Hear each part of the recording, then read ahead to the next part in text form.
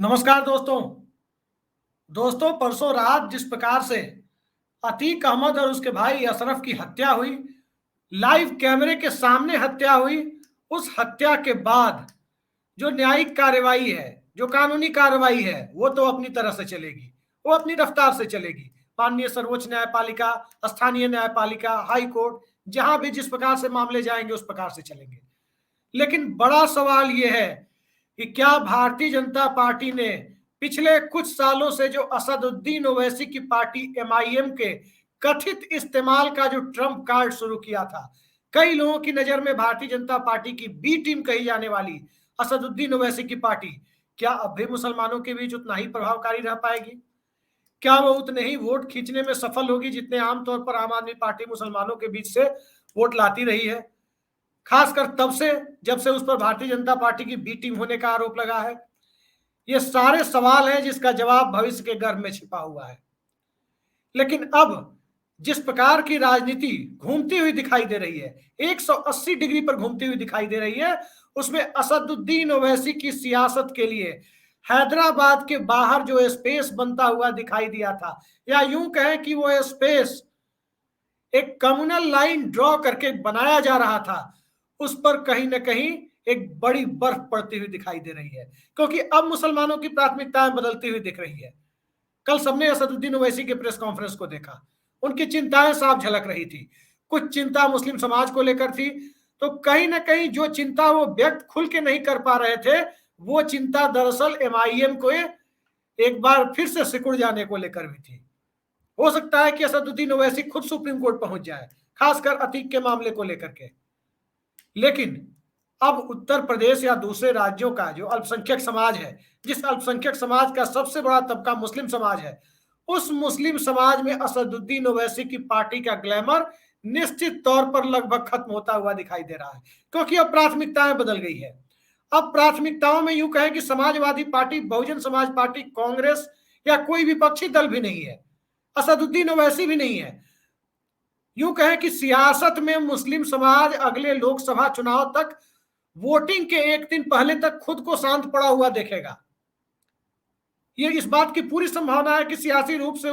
उत्तर प्रदेश समेत देश के अधिकांश हिस्सों का, जहां भी भारतीय जनता पार्टी ताकतवर है, वहां का मुस्लिम समाज खुद को राजनीतिक तौर पर उदासीन रखे और अपनी भूमिका को वोट डालने तक सीमित रखे,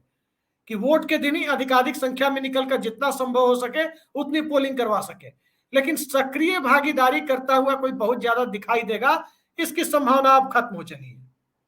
खत्म इसलिए भी हो चली है क्योंकि न सिर्फ यह उनकी मजबूरी है, बल्कि मौजूदा दौर में जिस प्रकार की सियासत चल रही है, इसमें उनकी रणनीति भी है। आप सबने देखा, भारतीय जनता पार्टी मुसलमानों को टिकट देती ही नहीं है। कहीं इक्का दुक्का किसी राज्य में दे भी दिया तो बस एक टोकन के लिए दे दिया, और फिर उसका ढिढोरा पीटा जाता है। और जब चुनाव के बाद सरकार बन जाती है तो भारतीय जनता पार्टी की सरकार में अक्सर ये देखा जा रहा है, चाहे वो गुजरात का दंगा रहा हो, चाहे कल्याण सिंह के दौर में बाबरी मस्जिद विध्वंस का कांड रहा हो, या कोई दूसरे मामले रहे हो। हालिया दिनों में उत्तर प्रदेश में देखा गया कि किस प्रकार से इनकाउंटर बुलडोजर जस्टिस सिस्टम के सबसे ज्यादा शिकार कोई दिख रहे थे तो अधिकांश संख्या में मुसलमान ही दिख रहे थे। तो इन सब ने मुस्लिम मतदाताओं को अपनी उस रणनीति पर पुनर्विचार करने को विवश कर दिया है कि आने वाले समय में क्या असदुद्दीन ओवैसी की पार्टी को वोट देना उनके लिए फायदे का सौदा है। अब इसकी विवेचना कई तरीके से की जा सकती है, और यह मामला असदुद्दीन ओवैसी तक नहीं बल्कि उससे आगे जाता हुआ दिखाई देता है। और सबसे बड़ी केस स्टडी यह दिखाई देती है कि भारतीय जनता पार्टी को सबसे ज्यादा स्पेस उत्तर प्रदेश या दूसरे राज्यों में कब मिला है। उत्तर प्रदेश को ही केस स्टडी के तौर पर लेते हैं, तो उत्तर प्रदेश में भारतीय जनता पार्टी को सबसे ज्यादा फायदा तब मिला जब वो 1991 का साल हो, विधानसभा लोकसभा चुनाव साथ हो रहे थे, 1996 का लोकसभा चुनाव हो, 1998 का लोकसभा चुनाव हो, या फिर 2014 या उसके बाद का चुनाव हो। उत्तर प्रदेश के मुसलमानों ने एक तरफा यदि एक पार्टी की तरफ झुकाव दिखाया, तो जिस पार्टी की तरफ झुकाव दिखाया उस पार्टी को तो नुकसान हुआ ही, बल्कि वोट परसेंटेज के मामले में उस पार्टी को फायदा जरूर हुआ, लेकिन सीटों के मामले में उस पार्टी को बड़ा नुकसान हुआ। लेकिन वही उत्तर प्रदेश का मुस्लिम समाज यदि स्ट्रेटेजिक रूप से एक सीट पर एक कैंडिडेट जो भारतीय जनता पार्टी के खिलाफ सबसे मजबूत हो, उस तरफ एक तरफा पोलिंग की तरफ चला गया, चाहे पार्टी कोई भी रही हो, लेकिन एक सीट पर मुसलमानों का वोट एक ही पार्टी को जाएगा, बिना किसी पार्टी से जुड़े एक तरफ जाएगा। तो उस रणनीति से उन्होंने भारतीय जनता पार्टी को तीसरे नंबर पर पहुंचा दिया था। आप पिछले कई चुनाव से 2014 से 2014, 2017, 2019 और 2022, 19 में तो खैर सपा बसपा अलायंस था, 2014, 17 और 2022 के इलेक्शन को ही देखें तो स्पष्ट दिखाई देता है कि समाजवादी पार्टी के वोट परसेंटेज में तो काफी बढ़ोतरी हुई, लेकिन सीटों के मामले में समाजवादी पार्टी सिमटती हुई दिखाई दी। जबकि इसके ठीक पहले के दौर को देखें तो समाजवादी पार्टी को मिलने वाले वोटों की संख्या भले ही 2022 में जितनी मिली उतनी तो कभी नहीं मिली, उससे कम रही हो, लेकिन सीटों की संख्या ज्यादा रही। बहुजन समाज पार्टी को भी ठीक ठाक वोट मिले, सीटें मिली। कांग्रेस पार्टी को भी कम से कम लोकसभा चुनाव में वोट परसेंटेज भले ही कम मिले, सीटें ठीक ठाक मिली। किसी को 10, किसी को 14, किसी को 39, तो कभी किसी को 26, किसी को 10, किसी को 14, इस तरह से सीटें मिलती चली गई। तो आने वाले वक्त में उत्तर प्रदेश का मुस्लिम समाज यदि इस रणनीति पर अमल करता हुआ दिखाई देता है कि उनका वोट अंतिम समय तक वेट एंड वॉच करके कि भारतीय जनता पार्टी के खिलाफ किस सीट पर किस पार्टी का प्रत्याशी सबसे मजबूती से चुनाव लड़ रहा है, उस पार्टी के पक्ष में जाता हुआ दिखता है, तो ये पूरे उत्तर प्रदेश में न सिर्फ भारतीय जनता पार्टी के लिए बल्कि असदुद्दीन ओवैसी की उस सियासत के लिए सबसे बड़ा खतरा साबित हो सकता है, जिसके सहारे वो महाराष्ट्र से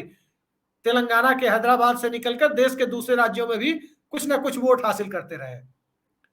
सबने देखा बिहार में तेजस्वी यादव मुख्यमंत्री बनते बनते रह गए, तो उसमें असदुद्दीन ओवैसी फैक्टर कितना बड़ा फैक्टर था, एआईएमआईएम फैक्टर कितना बड़ा फैक्टर था। सबने देखा कि उत्तर प्रदेश की 5-7 विधानसभा सीटों का नतीजा किस प्रकार से 2022 में असदुद्दीन ओवैसी की पार्टी ने तय किया। तो फिर मुसलमान ऐसी पार्टी को वोट क्यों दे जो भारतीय जनता पार्टी को हरा सकने में नाकाम हो और विपक्षी पार्टियों को उसका नुकसान हो? यह एक बड़ा सवाल है। और इस सवाल को कहीं ना कहीं कई लोग ये सवाल उठाएंगे कि अतीक अहमद के जो भी कथित अपराध रहे हों या जो भी घोषित अपराध रहे हों, उन अपराधों के साथ मुसलमानों को क्यों जोड़ा जा रहा है? तो दोस्तों, मामला ये अतीक अहमद का नहीं है। अपराधी अपराध करता है, न्यायालय उसे सजा देती है, न्यायालय उसे फांसी पे चढ़ाती है, आजीवन कारावास देती है, यह विशुद्ध न्यायिक फैसला होता है। सवाल यह है कि अतीक अहमद के सहारे एक खास समुदाय के लोगों को, मुख्तार अंसारी के सहारे एक खास धर्म के लोगों को, यूं कहे कि एक विशुद्ध राजनीतिक व्यक्ति जिनका अपराध से मोटे तौर पे कोई लेना देना नहीं रहा, खांटी पॉलिटिशियन आजम खान जैसे व्यक्ति के मुद्दे को यदि धर्म के साथ सिंबलाइज करके उन पर सैकड़ों मुकदमे लाद दिए जाते हैं, तो निश्चित तौर पर अल्पसंख्यक समाज के लोगों को दिखाई देता है कि वो कहीं ना कहीं उनके साथ एक अलग तरह की सियासत हो रही है, समाज में उन्हें अलग थलग रखने की कथित कोशिशें होती दिखाई दे रही है। तो इन परिस्थितियों में मुस्लिम मतदाता अपनी रणनीति से विमुख होते हैं,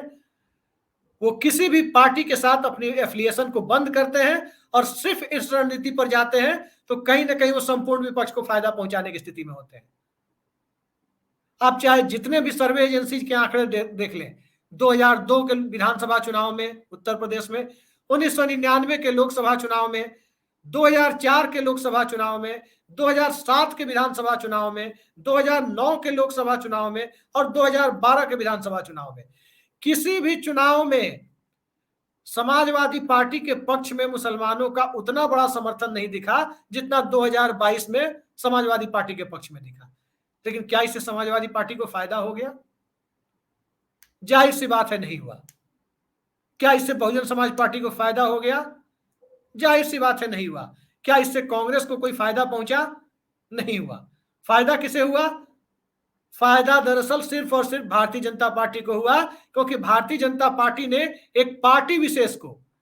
उस पार्टी को जिस पार्टी ने उत्तर प्रदेश को एक्सप्रेसवे दिया, लखनऊ से आगरा तक एक्सप्रेसवे दिया, 15 लाख लैपटॉप बांटे, ये सारी चीजें पटरी से उतर गई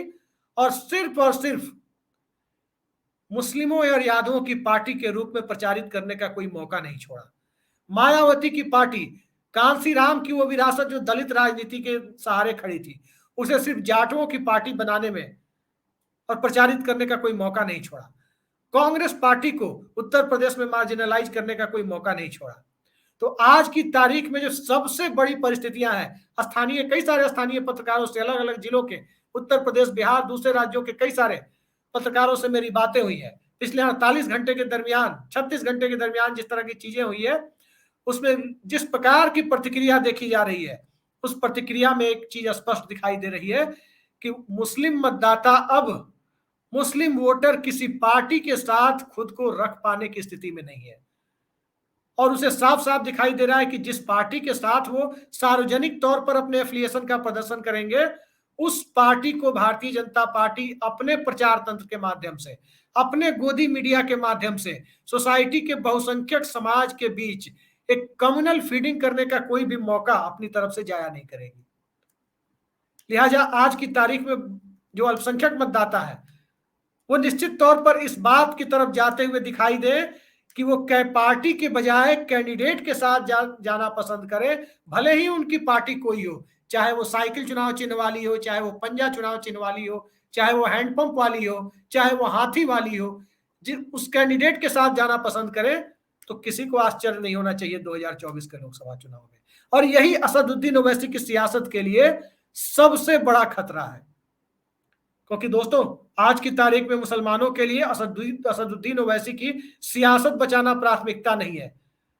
बल्कि बतौर नागरिक अपनी अहमियत को भारत जैसे लोकतांत्रिक और धर्मनिरपेक्ष राष्ट्र में साबित करना कि वो इस देश में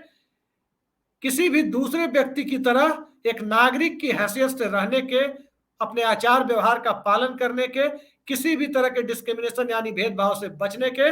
पूरे अधिकारी हैं। आर्टिकल 29 और 30, आर्टिकल 25 से लेकर आर्टिकल 30 तक जो अल्पसंख्यकों के लिए भारत के संविधान में अधिकार दिए गए हैं, या दुनिया में किसी भी लोकतंत्र में अल्पसंख्यकों को जो अधिकार मुहैया किए जाते हैं, उन अधिकारों के वो पूरे हकदार है। इस अधिकारों की रक्षा के लिए आज की तारीख में उनकी पहली प्राथमिकता बनती जा रही है। तो इसमें कोई फर्क नहीं पड़ता कि चाहे पार्टी कांग्रेस हो, चाहे पार्टी बसपा हो, चाहे वो पार्टी सपा हो, चाहे वो पार्टी आरएलडी हो, चाहे वो पार्टी नीतीश कुमार की हो या पार्टी लालू यादव की हो, कोई फर्क नहीं पड़ता। दिल्ली के कॉन्टेक्स्ट में कहें तो चाहे वो पार्टी आम आदमी पार्टी हो, किसी को कोई फर्क नहीं पड़ता। तो इस परिस्थिति में मुसलमान वोटर सबसे पहले आने वाले समय में, जो आज की तारीख में जो लाइन खींचती हुई दिख रही है, वो मुसलमान कैंडिडेट को वोट करने से बचेगा। क्योंकि आमतौर पर पिछले विधानसभा चुनाव में सबने देखा कि कुछ लोगों ने बहुजन समाज पार्टी पर भी भारतीय जनता पार्टी के सामने सरेंडर कर देने के आरोप लगाए, और कहा गया कि बहुजन समाज पार्टी ने बड़ी संख्या में जानबूझकर मुस्लिम उम्मीदवारों को टिकट दिए हैं। तो ऐसे उम्मीदवारों को भी वोट देने से बचेगा, क्योंकि आज की तारीख में मुस्लिम वोटरों के सामने समस्या और उनकी प्राथमिकता कहें तो मुस्लिम सांसद और विधायक जिताना नहीं है। आज की तारीख में उन्हें अपनी राजनीतिक अहमियत और भारत के लोकतंत्र में जो उन्हें बराबरी का और सम्मान के साथ जीने का अधिकार है, उसको कायम रखना उनकी पहली प्राथमिकता है। और स्वाभाविक सी चीज है कि ऐसे में उनके लिए पार्टी मायने नहीं रखती है, उनके लिए असदुद्दीन ओवैसी के भाषण मायने नहीं रखते। बहुत अच्छा बोलते हैं ओवैसी साहब, अल्पसंख्यक अधिकारों की बात करते हैं, लेकिन जब से वो अल्पसंख्यक अधिकारों की बात हैदराबाद से निकलकर और संसद के अपने भाषणों से निकलकर देश के दूसरे राज्यों में चुनावी राजनीति के माध्यम से करने लगे हैं, भारतीय जनता पार्टी को उसका स्वाभाविक फायदा मिलना शुरू हो गया है। अब ये बात अल्पसंख्यक समाज को, यदि पिछले 24-36 घंटे के दरमियान जो सामाजिक तौर पर विमर्श का दायरा जो बढ़ा है, नए सिरे से विमर्श की प्रक्रिया शुरू हुई है, उसमें दिखाई दे रहा है। तो उस प्रक्रिया के तहत आने वाले वक्त में, खासकर आगामी लोकसभा चुनाव में, किसी अलग तरह की राजनीति देखने को मिले, तो उस राजनीति को वो देखना सबके लिए दिलचस्प होगा। खास तौर पर उन लोगों के लिए जिन लोगों ने 1999 का लोकसभा चुनाव नहीं देखा, जिन लोगों ने 2002 का विधानसभा चुनाव नहीं देखा, जब मुसलमानों की प्राथमिकता में भारतीय जनता पार्टी को सत्ता से हटाना था, न कि मुलायम सिंह यादव को सत्ता में लाना या मायावती को सत्ता में लाना। उस दौर में जहां जिसके कैंडिडेट भाजपा के खिलाफ मजबूत होते थे, उन्हें ही भारतीय जनता पार्टी के खिलाफ मुसलमानों का वोट जाता था। तो उस रणनीति पर एक बार फिर यदि अल्पसंख्यक समाज चलता हुआ दिखाई दे, तो यकीनन भारत की राजनीति बदल सकती है। यकीनन कपड़ों से दंगाइयों की पहचान करने वालों की भाषा बदल सकती है। यकीनन मई जून में शिमला बना देने वाली भाषा, उस भाषा शैली में, सत्ताधीशों की उस भाषा शैली में सुधार हो सकता है। तो आज की तारीख में स्पष्ट तौर पर यह माना जा सकता है कि भारत के मुसलमानों के बीच पिछले 2-4 दिनों से जो विमर्श शुरू हुआ है, यूं कहें कि लंबे समय से जो एक एक्सट्रीम कंफ्यूजन की स्थिति दिखाई दे रही थी, पसमानदा के नाम पर उन्हें ललचाने की भी कोशिशें चल रही थी, अब उन सब पर एक अलग तरह की बर्फ पड़ती हुई दिखाई दे रही है। अब आने वाली सियासत किस प्रकार की होगी और उस सियासत में कौन कितने अच्छे तरीके से अपने पत्ते फेंट पाएगा, अपने प्यादों को फिट कर पाएगा, ये समय बताएगा। और उसी समय के सहारे गैर भाजपावाद की सियासत किस हद तक आगे जा पाएगी, जाति जनगणना के मुद्दे, मल्लिकार्जुन खड़गे की दलित आइडेंटिटी, अखिलेश यादव और नीतीश कुमार की मंडल आइडेंटिटी, जयंत चौधरी की किसान आइडेंटिटी, इन सब के साथ अल्पसंख्यक मतदाता किस प्रकार रणनीतिक रूप से अपनी आइडेंटिटी को खड़ा होते हुए देख पाएगा, इसके लिए हमें लोकसभा चुनाव 2024 का इंतजार करना होगा। फिलहाल इंतजार करते हैं और देखते हैं किस प्रकार के सामाजिक परिवर्तन की धुरी मुस्लिम समाज अपने समाज के अंदर से बनाता हुआ दिखता है और उस धुरी का राजनीतिक परिणाम किस रूप में सामने आता है। नमस्कार।